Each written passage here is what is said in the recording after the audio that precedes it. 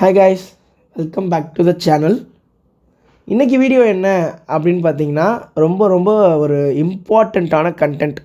S, ஃபிஷ்ஷோட types. அது சாப்பிட்றத வச்சுலாம் கிடையாது, அதோட நடவடிக்கைகளை வச்சு அதோட டைப்ஸ். இது நிறையா சேனலில் நிறையா விதமாக நிறையா மாதிரி போஸ்ட் பண்ணியிருக்காங்க. பட் எனக்கு தெரிஞ்ச ஒரு சில விஷயங்களை நான் அதில் போஸ்ட் பண்ணுறேன். மேபி உங்களுக்கு அது யூஸ்ஃபுல்லாக இருக்கலாம்.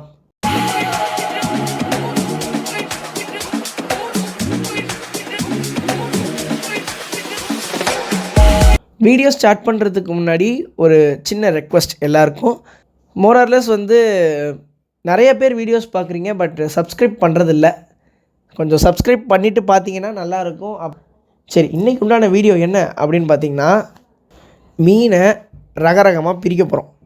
அதாவது நம்ம வீட்டில் வளர்க்குற மீனை ரகரகமாக பிரிக்க போகிறோம். எப்படின்னா அதோடய நடவடிக்கையை வச்சு தான் பிரிக்க போகிறோம்.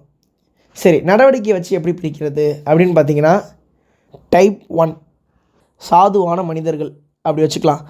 அதாவது மாலிஸ், கப்பீஸ், ரெயின்போஸ், இவங்கள மாதிரியான சாதுவான மனிதர்கள். இவங்க தான் ஃபஸ்ட்டு டைப். சரி, அப்போ செகண்ட் டைப் என்ன அப்படின்னு பார்த்தீங்கன்னா, ஏரியாவில் நார்மலாக ஒரு மனுஷன் இருந்தால் கண்டிப்பாக அதை சீன்றதுக்கு ரவுடின்னு ஒருத்தர் இருப்பான். அந்த ரவுடி தான் நம்மளோட second type, aggressive fishes. Cichlids, rainbow sharks, snake heads, இந்த மாதிரியான ஃபிஷ்ஷஸ் எல்லாம் அக்ரஸிவ் டைப் ஃபிஷ்ஷஸ். ஸோ இந்த மாதிரி அக்ரஸிவ் டைப் ஃபிஷ்ஷஸ்லாம் என்ன பண்ணணும்னு பார்த்தீங்கன்னா, சும்மா போய் கடிச்சிக்கிட்டே இருக்கும். இவங்களுக்குள்ளே பார்த்தீங்கன்னா சின்ன கை பெரிய கைலாம் உண்டு. இந்த சின்ன கை அப்படிலாம் யாருன்னா பார்த்தீங்கன்னா டைகர் பாப்ஸ். பெரிய கைலாம் யாருன்னா சிக்லிட்ஸு. இவங்கெல்லாம் பெரிய கை, அப்படியே கூட்டமாக தான் சுற்றுவாங்க. அவங்களுக்குள்ளேயே அடிச்சுக்குவாங்க, பாட்டில் எடுத்து உடச்சிக்குவாங்க, உணா போய் கடிச்சிக்குவாங்க. நீ பெரியாளா நான் பெரியாளான்னு பார்த்துட்ருப்பாங்க. யாரா நீங்கள், எவனாக இருந்தாலும் நான் சொல்கிறது தாண்டா கேட்கணும் அப்படின்னு சொல்கிற மாதிரி இன்னொரு டைப் இருக்குது. அதுதான் டைப் 3 ப்ரிடேட்டர்ஸ். இவங்க சும்மா போய் யாரையும் கடிக்க மாட்டாங்க, தொந்தரவு பண்ண மாட்டாங்க, எதுவுமே பண்ண மாட்டாங்க. சும்மா அமைதியாக நார்மல் மனுஷங்க மாதிரியே சுற்றிக்கிட்டே இருப்பாங்க. பசின்னு ஒன்று வந்துருச்சுன்னா 10 நாளாக என்ன 10 வருஷமாக கூட சுற்றிக்கிட்டு இருந்த ஆளாக இருந்தாலும் ஒரே வாயில் கடிச்சு முழுங்கிட்டு போயிட்டே இருப்பாங்க. அதுதான் ப்ரிடேட்டர்ஸ். நம்ம சேனலோட ஹீரோ இருக்கார், அலிகேட்டர் கார், ஸ்னேக் ஹெட், அரவனாஸ், இவங்கெல்லாம் ப்ரிடேட்டர்ஸ்.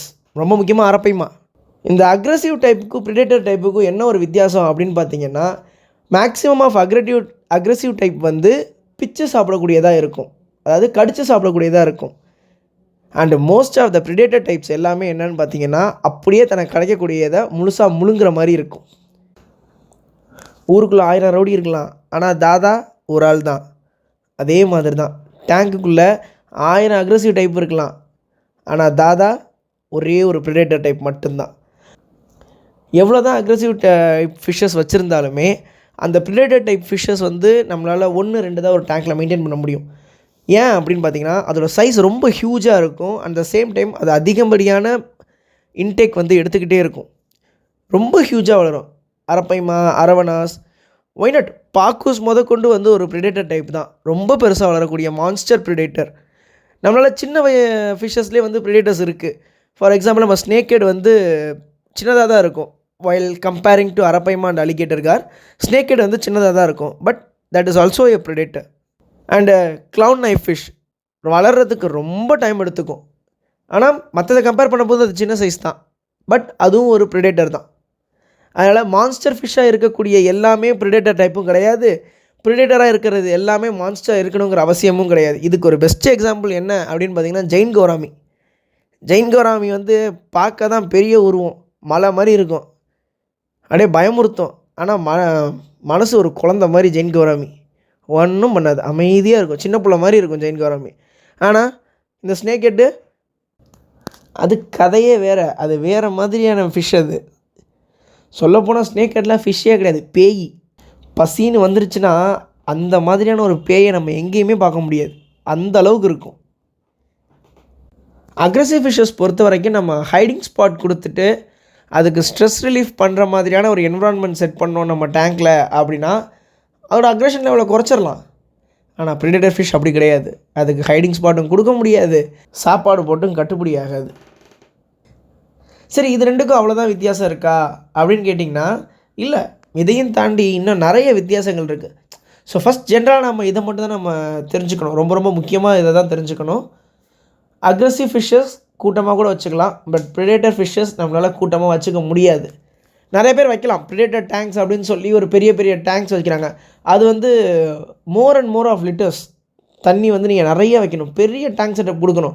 ஃபார் எக்ஸாம்பிள் இப்போ வந்து ஒரு 2 அரவணா ஒரு அலிகேட்டர் கார் ஒன்றா போடுறீங்கன்னா you must need a 10 feet tank.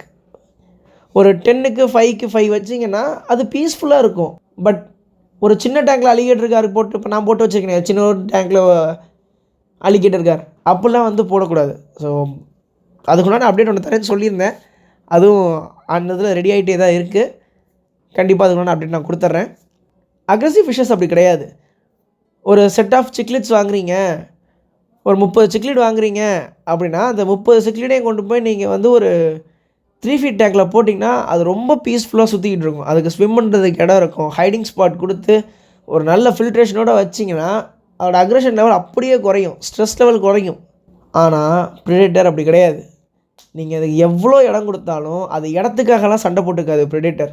அதுக்கு சண்டை வர்றது ஒரே ஒரு விஷயந்தான், சாப்பாடு. அது சாப்பிடும்போது தெரியாதனமாக இன்னொரு ப்ரிடேட்டரே பக்கத்தில் போனாலும் கடிச்சிடும், அதை இல்லைன்னா முழுங்கிடும். அரவணா தன்னோட வாய்க்கு என்ன சிக்குமோ அதை மட்டும்தான் முழுங்கும், மிச்சத்தை விட்டுரும், முழுங்காது. இதுதான் ப்ரிடேட்டர் ஃபிஷ்ஷருக்கு ஒரு பெரிய நல்ல குணம்னே நான் சொல்லுவேன்.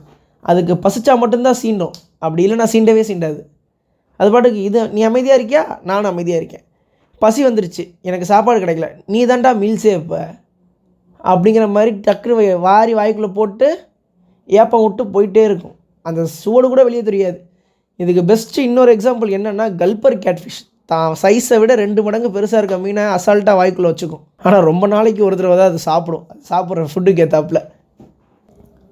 ஓகே கேஸ், இந்த செக்மெண்ட்டுக்கு உண்டான வீடியோ கண்டென்ட் அவ்வளோதான்.